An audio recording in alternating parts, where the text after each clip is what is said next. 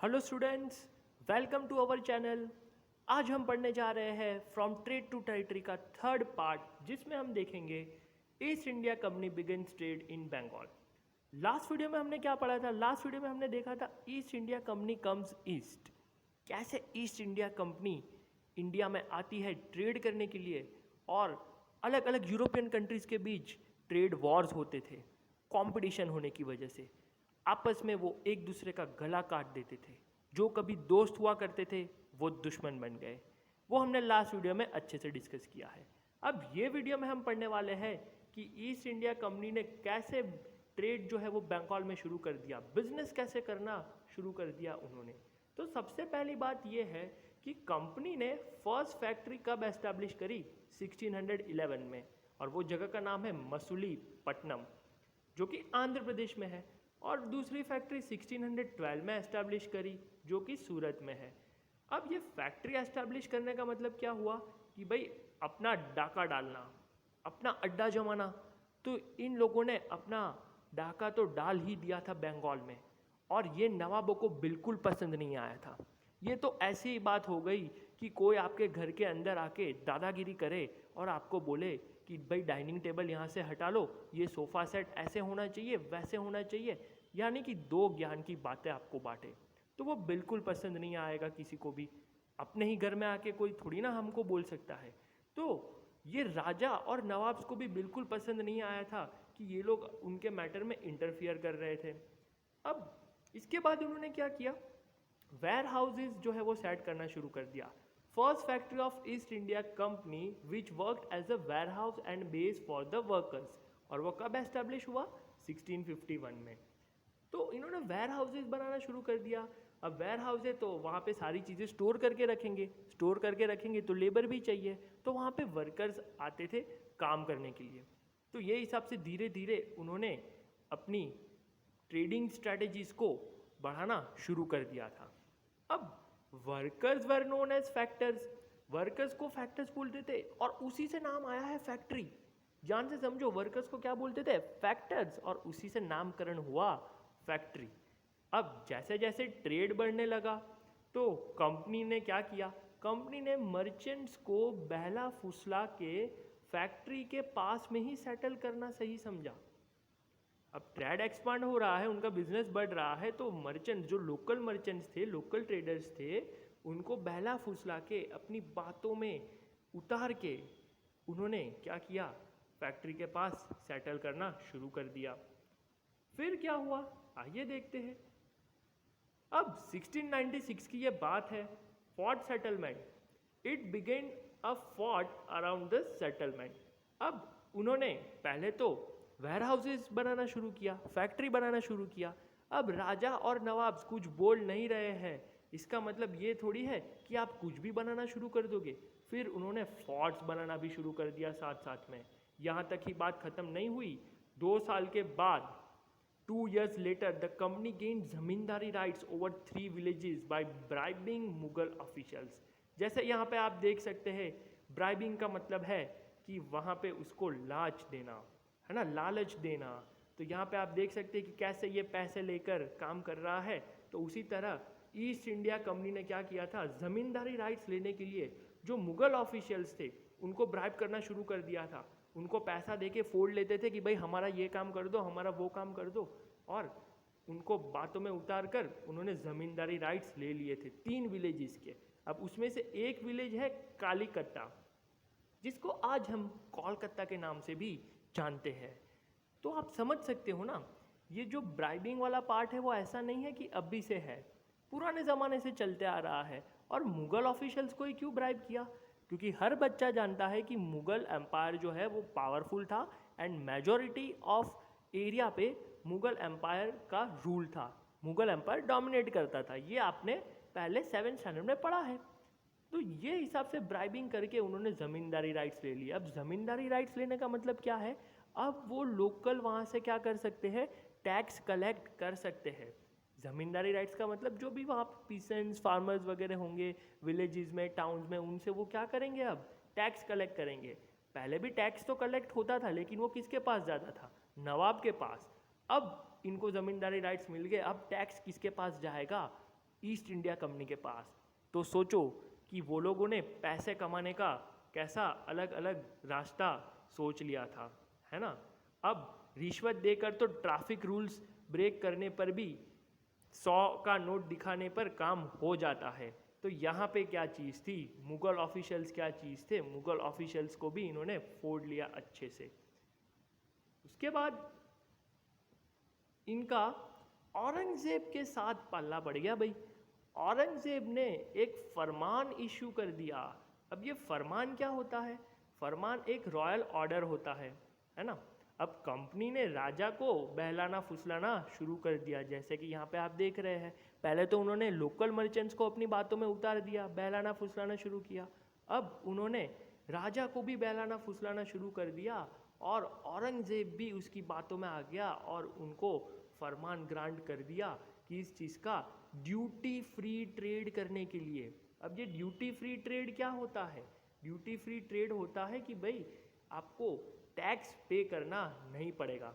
अब जैसे कि हम लोग क्या करते हैं, जीएसटी वगैरह पे करते हैं ना, वो क्या हो गया, टैक्स हो गया।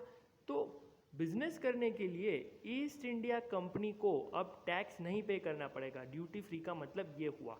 तो ये तो अच्छी बात है ना भाई, पैसा बचेगा, प्रॉफिट बढ़ेगा, मुझे टैक्स पे नहीं करना है ना। तो जितना भी बिजनेस हुआ उसके ऊपर मुझे टैक्स पे नहीं करना है, तो मेरा तो फ़ायदा ही है। लेकिन नुकसान किसका है, ये नवाब का नुकसान है।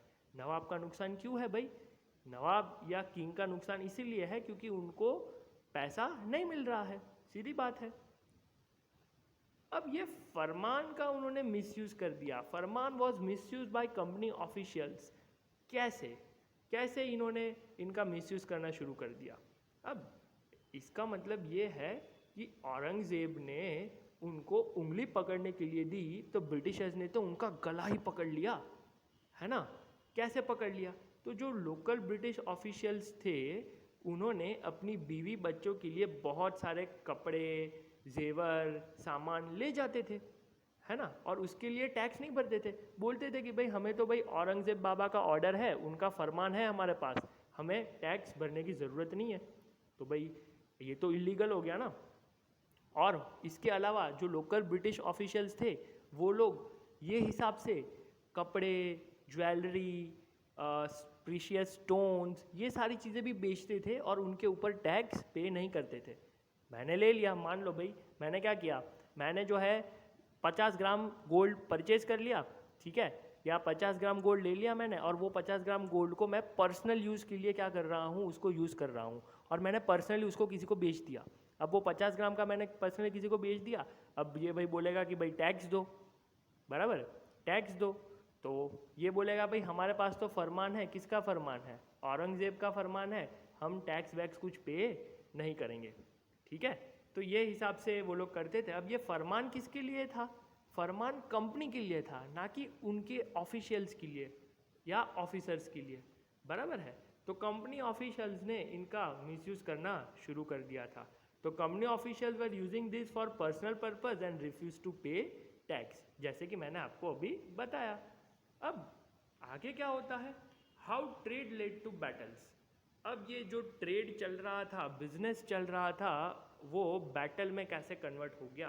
तो यहाँ पे आप देख सकते हैं कि ये पूरा इंडिया का मैप है, मुगल एम्पायर की बात है, और यहाँ पे आप सेपरेटली देख सकते हैं, है ना। तो 1707 की अगर हम बात करें तो देखो मुगल एम्पायर बिल्कुल हाथी की तरह फैला हुआ था, बराबर। अब ये कैसे ख़त्म हो गया, तो भाई 1707 में जो पावरफुल एम्परर था औरंगजेब, वो तो दुनिया से चल बसा, और उसके चल बसने की वजह से जो मुगल एम्पायर है वो देखो एकदम बच्चू जैसा हो गया। जो अलग अलग सूबेदार थे इनके अंदर, जो इनके अंदर अलग अलग रूलर्स आते थे, वो सभी ने अपना ऑटोनॉमी डिस्क्लोज कर दिया। ऑटोनॉमी का मतलब क्या है कि now we are not a part of Mughal empire. भाई अब हम हमारे अकॉर्डिंग इंडिविजुअल हमारा टेरिटरी होगा, इंडिविजुअल हमारा रीजन होगा। पहले तो साथ में जुड़े हुए थे और सब मुगल एम्पायर के अंडर आते थे। क्यों, मुगल एम्पायर पावरफुल था, वो अपने पावर की वजह से सबको दबा कर रखता था। तो ये ट्रेड से बैटल की तरफ का रास्ता कैसे शुरू हुआ। अब नवाब जो थे बंगाल के, उन्होंने कंपनी को कंसेशन देना सही नहीं समझा। कंसेशन यानी कि टैक्स में जो रिलैक्सेशन था, ड्यूटी फ्री जो औरंगज़ेब करके गया था, औरंगज़ेब फरमान देकर गया था कि आपको टैक्स पे नहीं करना, तो उसके बाद अलग अलग नवाब्स ने अपना ऑटोनॉमी डिस्क्लोज कर दिया कि भाई हाँ हम अलग टेरिटरी है, हम अलग स्टेट है। तो ये नवाब जो थे ना वो ब्रिटिशर्स की बातों में आने वाले नहीं थे, ब्रिटिशर्स के अकॉर्डिंग नाचने वालों में से नहीं थे। तो उन्होंने क्या कर दिया, उन्होंने ये कर दिया कि भाई आपको टैक्स तो भरना ही पड़ेगा। अब ऐसा क्यों डिसीजन लिया, क्योंकि टैक्स नहीं आता था तो बंगाल जो था उसका ट्रेड लेस प्रॉफिटेबल हो गया था, है ना। नवाब ऐसे बिल्कुल पैसे गिनते थे, लेकिन पता चलता था कि भाई पैसा तो हमने कुछ कमाया नहीं है, प्रॉफिट तो कुछ हुआ नहीं है, तो बिजनेस करने का क्या मतलब है। अब ये चीज़ ब्रिटिश ऑफिशियल्स अच्छे से जानते थे, उनको पता था कि बंगाल की एडमिनिस्ट्रेशन कंडीशन ख़राब है, बंगाल के पास पैसा नहीं जा रहा है, नवाब को स्टेट या टेरिटरी रन करने में प्रॉब्लम आ रही है, तो उन्होंने भी उसका फ़ायदा उठाया। वो लोग भी बोलने लगे, वो लोग क्या बोलने लगे कि भाई हम भी आपको क्या नहीं देंगे, टैक्स पे नहीं करेंगे, जो उखाड़ना है आप उखाड़ लो, हम आपको टैक्स पे नहीं करेंगे। वो भी दादागिरी करने लगे और इधर से नवाब भी अपनी बात पे अड़ग रहे कि भाई हम जो है आपसे फ्री में ट्रेड करने नहीं देंगे, मतलब आपको फ्री में ट्रेड करने नहीं देंगे, टैक्स तो आपको भरना पड़ेगा। क्या नतीजा हुआ इसका, इसका नतीजा ये हुआ कि ब्रिटिश जो था, ब्रिटिशर्स जो थे, ईस्ट इंडिया कंपनी, वो चाहते थे कि the duties to be abolish, but Bengal nawabs refuse.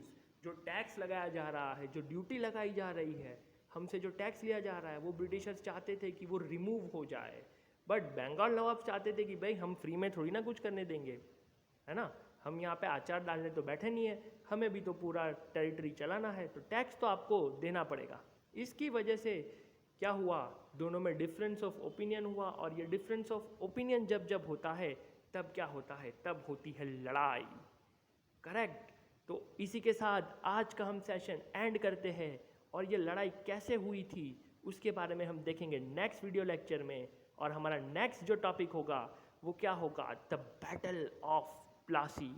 Difference of opinion थे, डिफरेंस ऑफ ओपिनियन की वजह से लड़ाई हुई ईस्ट इंडिया कंपनी और नवाब ऑफ बंगाल्स के बीच। अब ये लड़ाई जो सबसे पहली हुई वो एक जगह है वहाँ पे हुई, और इसके बारे में हम पढ़ेंगे नेक्स्ट वीडियो में।